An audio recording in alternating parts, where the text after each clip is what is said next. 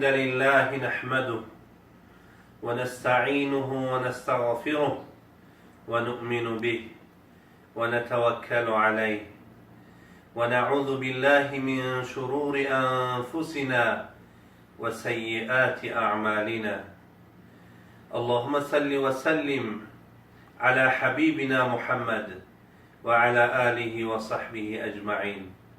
قال رسول الله صلى الله عليه وسلم: قد جاءكم شهر رمضان شهر مبارك فرض الله عليكم صيامه تفتح فيه أبواب الجنة وتغلق فيه أبواب النار فيه ليلة خير من 1000 شهر من حرم خيرها فقد حرم.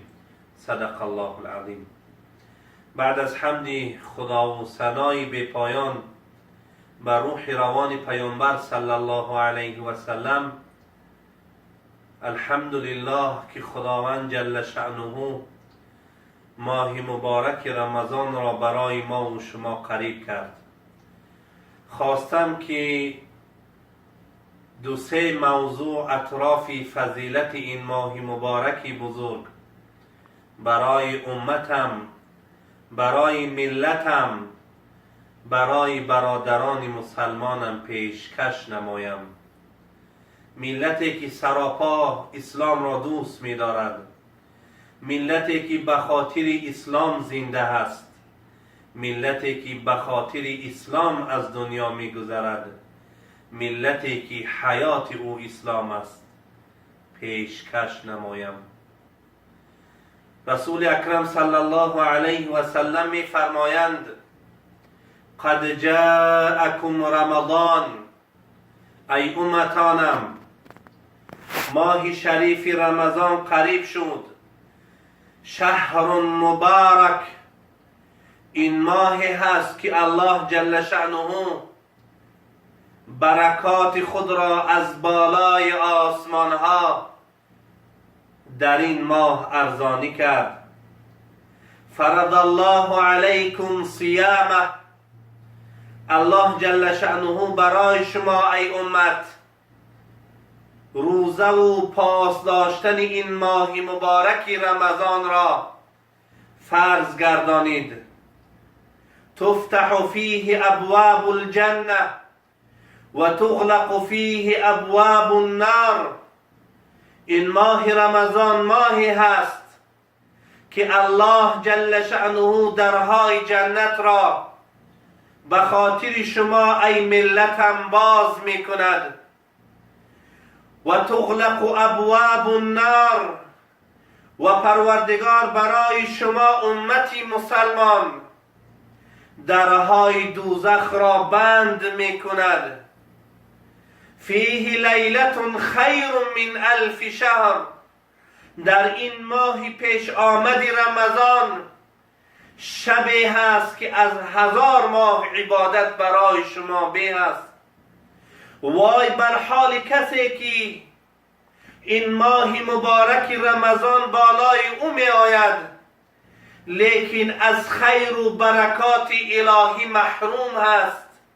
وای بر حال امتی که ماه رمضان ماه عبادت، ماه قریب شوی بر الله جل شأنه می آید اما او در فرمان الهی نیست. وای بر حال او امتی که ماه شریف رمضان می آید لیکن نافرمانی خداوند از سر تا پای اوست.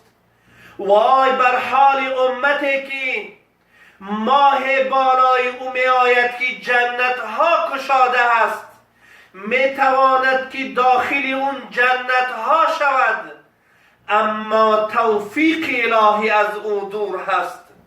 پیامبر اکرم صلی الله علیه و سلم وقتا که رمضان قریب می شد می فرمود: اقبل علی الناس بوجهه، روش سوی مردم می گردانید و می گفت: اللهم اهله علینا بالامن والایمان.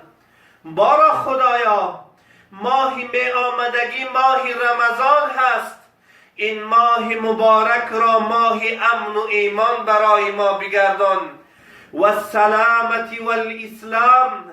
یا الله این ماه رمضان را ماه سلامتی و ماه اسلامداری برای ما بگردان و العافیت المجلله.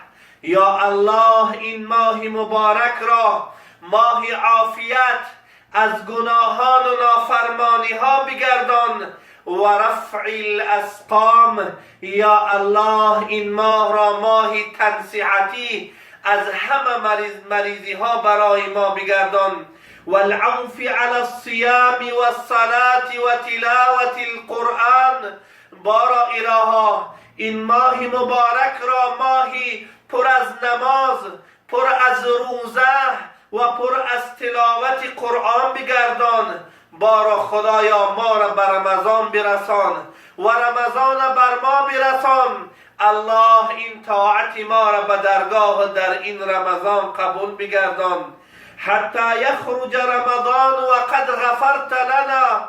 یا الله ما را از جمله کسانی بگردان که به برآمدن ماه رمضان تمام گناهان مرا بخشیده ای و رحمتنا و عفوت عنا. یا الله در این ماه رمضان ما را ببخش و از ما در بگذر. ثم یقبل علی الناس بوجهه فیقول، باز رویش را سوی مردم میگرداند و میگفت ایها الناس، ای مردم، این هذا شهر رمضان، این ماهی که می آید شهر رمضان، ماه مبارک رمضان هست. غلت فیه الشیاطین، ماهی هست که الله جل شأنه شیطانها را دستاشان بسته هست. بعد از آن می گفت تفتح ابواب الجنة و تغلق ابواب النار، درهای جنت باز شدند و درهای دوزخ بسته شدند. این حدیث پیامبر اکرم صلی الله علیه و سلم است. شاعر می فرماید اتی رمضان مزرعة العباد لتطهیر القلوب من الفساد، فأدي حقوقه قولا وفعلا وزادك فاتخذه للمعاد. فمن زرع الحبوب وما سقاها تأوهه نادما یوم الحصاد. حضرت میگوید که ماه مبارک رمضان ماه کشت و کار مسلمان هست، ماهی هست که الله جل شأنه دلهای بندگان را پاک میکند. فأدی حقوقه قولا و فعلا و زادک فاتخذه للمعاد. در این ماه مبارک حقش را بده، روزش را روزه بگیر، شب او را بر تراویح و به نماز نفل و تهجد انجام بده و این زاد تو و این توشه راه تو روز قیامت می باشد. فمن زرع الحبوب و ما سقاها تأوه نادما یوم الحصاد.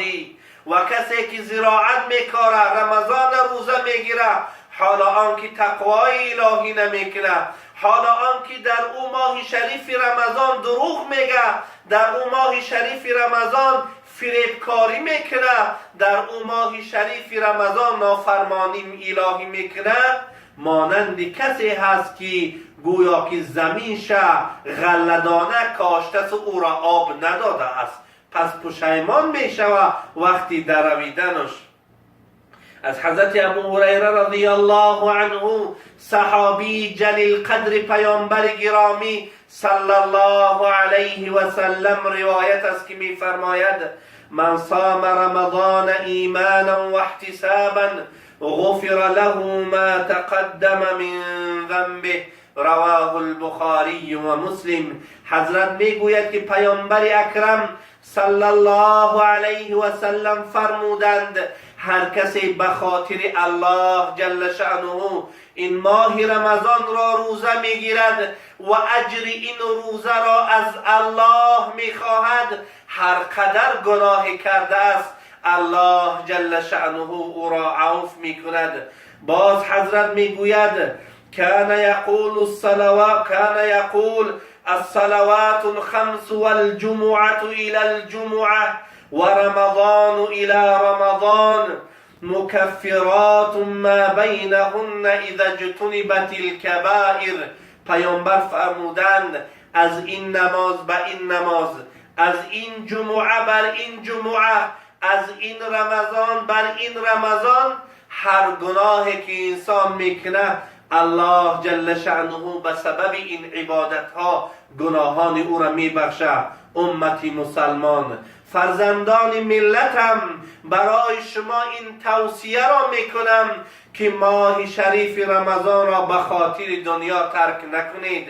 ببینید مردم نامسلمان در یک سال یک ماه پوتیافکه میگیرند، شما پوتیافکه خود را به خاطر خدا بگیرید، به خاطر رضاگی الله و پیامبرش بگیرید و این ماه مبارک رمضان را ماه خوشنودی رحمان بگردانید، ماهی که الله جل شأنه از شما ملت خرسند می شود ان شاء الله که روز قیامت سربلند هستید. اما به خاطر این دنیا این ماه را ترک کردید، به خاطر این ماه شریف رمضان، به خاطر دنیا این ماه شریف رمضان را روزه نگرفتید، پس یقین کنید که الله برکت را از شما میگیرد. رسول اکرم میفرماید من ترک شیئا لله عوضه الله خیرا منه. هر کسی که یک کار را به خاطر خدا میپرتاید الله از او ده بهترش میتیه. به خاطر رمضان کار تا کم میکنی، به خاطر رمضان عبادت زیاد میکنی، پس انتظار باش که الله در دنیا و آخرت برای تو برکت میدهد. تا صحبت دوم در امان الله جل شأنه باشید. و السلام علیکم و رحمت الله و برکاته.